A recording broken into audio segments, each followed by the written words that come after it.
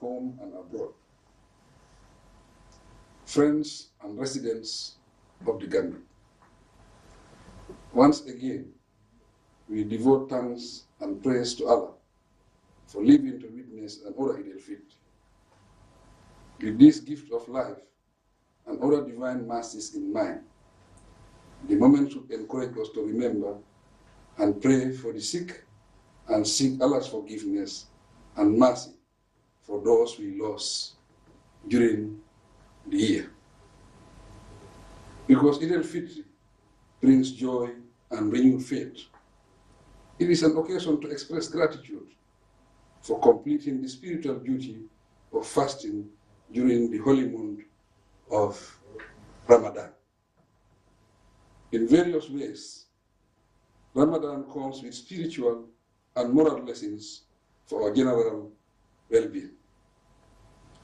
It is a period that reminds us of our duty to support the less privileged, while legally enjoying the bounties bestowed upon us.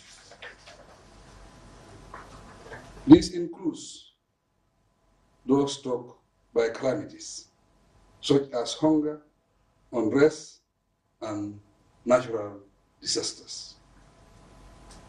Fellow citizens, as we prepare to feast tomorrow, we must not forget that there are many ongoing conflicts and wars in various parts of the world, leading to widespread loss of life and huge destruction of infrastructure and property. Innocent children, women, and men are unjustly killed by the day due to intolerance and mere hatred. The Israel war on Palestine provides typical examples of such grave crimes. It is sad that while we are fasting during the holy month, Palestinian Muslims could not do so in peace. Sadly, in addition to all the suffering associated with war, displacement, and hunger, they will not enjoy the blessings Eid brings. Within the ECOWAS sub-region, the adverse economic realities resulting from the global crisis and the internal political tensions in our nations still remain relentless.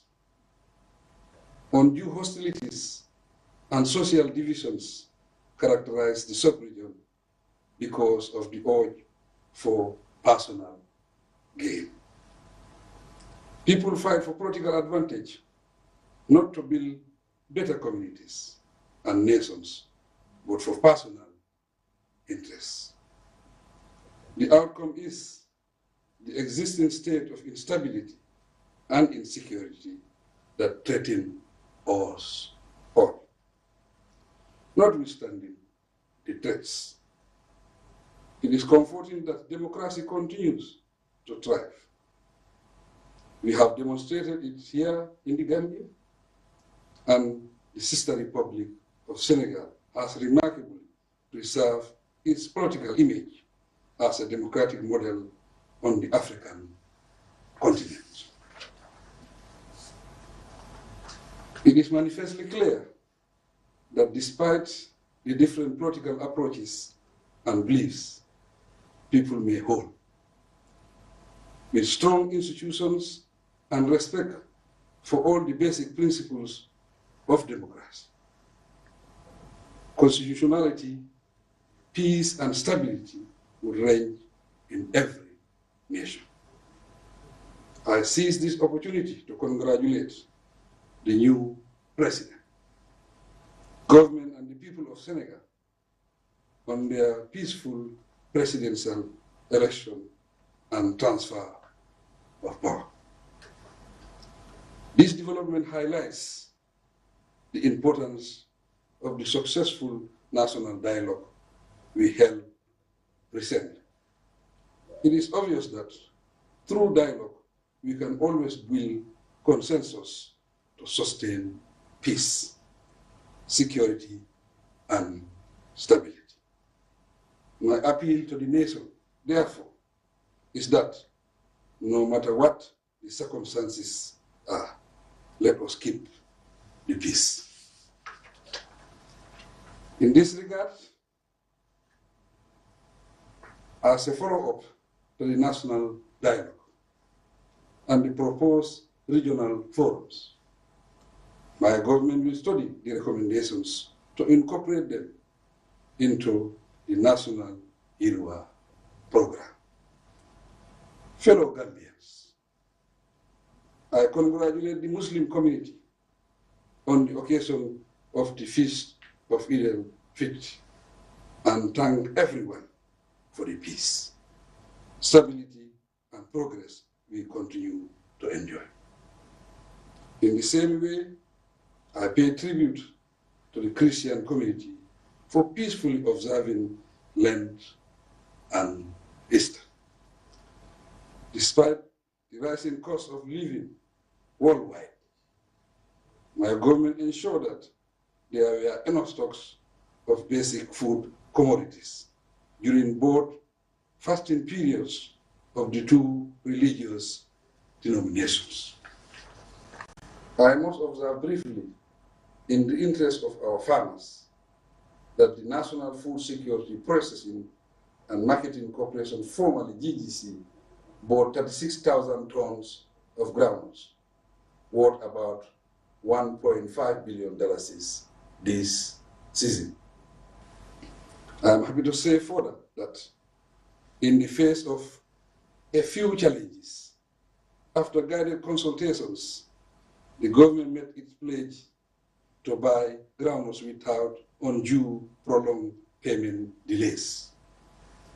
Fellow citizens, the current world order and lessons learned around the globe illustrate that development does not take place in a vacuum, nor is there a magic formula to develop a nation. Apart from other material resources, countries develop through their citizens. Further, it depends on their degree of love to country, commitment to deliver, hard work, and determination. To overcome hardship and challenges. The strength of our nation thus lies in you, the people. Fellow citizens, to achieve the government's commitment to the national development agenda, we must maintain good road networks and easy access to electricity, clean water, and other amenities. All this require continual flow of financial resources. Unfortunately, the country is not generously endowed with natural resources. Besides the alternative of diversifying revenue sources, taxes remain the lifeline of our development programs.